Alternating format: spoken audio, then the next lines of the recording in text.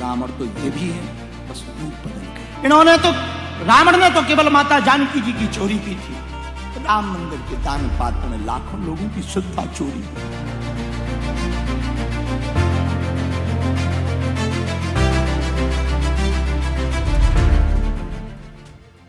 अयोध्या के राम मंदिर में चढ़ावे की कथित चोरी का मामला अब सिर्फ एक आपराधिक जांच नहीं, बल्कि करोड़ों श्रद्धालुओं की आस्था और विश्वास से जुड़ा हुआ बड़ा मुद्दा बन गया है।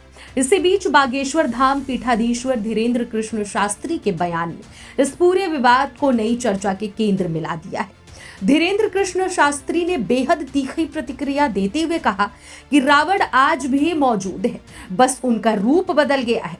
उन्होंने कहा, रावण ने तो सिर्फ माता जानकी का अपहरण किया था, लेकिन जिन्होंने राम मंदिर के दान पात्र से चोरी की, उन्होंने लाखों लोगों की श्रद्धा और करोड़ों भक्तों के भरोसे को चोट पहुंचाई। उन्होंने आगे कहा कि यह मामला सिर्फ पैसों का नहीं है, बल्कि यह उन करोड़ों राम भक्तों की भावना का सवाल है, जिन्होंने भगवान राम के भव्य मंदिर के निर्माण और उसकी व्यवस्था के लिए अपनी श्रद्धा से दान दिया था।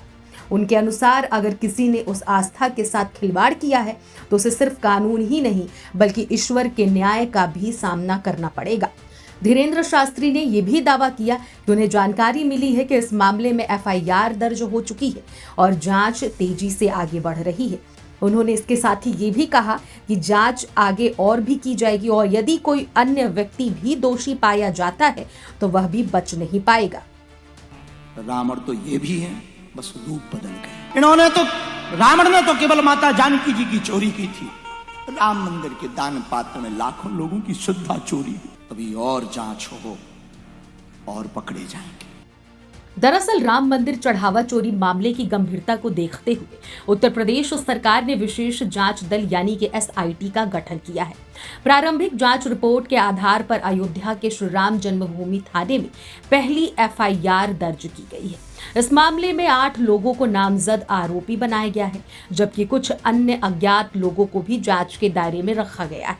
पुलिस ने नामजद किए गए 8 आरोपियों को गिरफ्तार भी कर लिया है।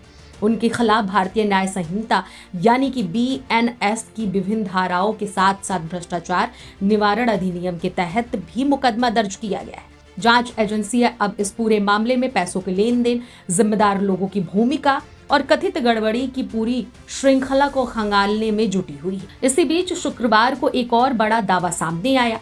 कई सूत्रों के हवाले से खबरें आई कि श्री राम जन्मभूमि तीर्थ क्षेत्र ट्रस्ट के महासचिव चंपत राय और ट्रस्टी अनिल मिश्रा ने अपने पदों से इस्तीफा दे दिया है। हालांकि इन दावों को विश्व हिंदू परिषद ने पूरी तरह खारिज कर दिया। संगठन की ओर से कहा गया कि उन्हें ऐसे किसी इस्तीफे की कोई जानकारी नहीं है और इस तरह की खबरों की पुष्टि नहीं हुई है। अब इस पूरे मामले में सबसे बड़ी नजर एसआईटी जांच पर टिकी हुई है। सवाल ये है कि क्या जांच एजेंसियां इस कथित गड़बड़ी की पूरी सच्चाई सामने ला पाएंगी? क्या जांच का दायरा और बढ़ेगा और क्या कार्रवाई सिर्फ गिरफ्तार हुए लोगों तक सीमित रहेगी या फिर जिम्मेदारी की कड़ी ऊपर तक भी पहुंचेगी? फिलहाल एक बात तो साफ है कि राम मंदिर से जुड़ा यह मामला सिर्फ कानूनी कार्रवाई का विषय नहीं, बल्कि करोड़ों लोगों की आस्था और विश्वास से जुड़ा मुद्दा बन चुका है और इसी वजह से देश भर की नजरें अब इस जांच के हर अगले कदम पर टिकी हुई है। Bureau report, Bharat buzz live.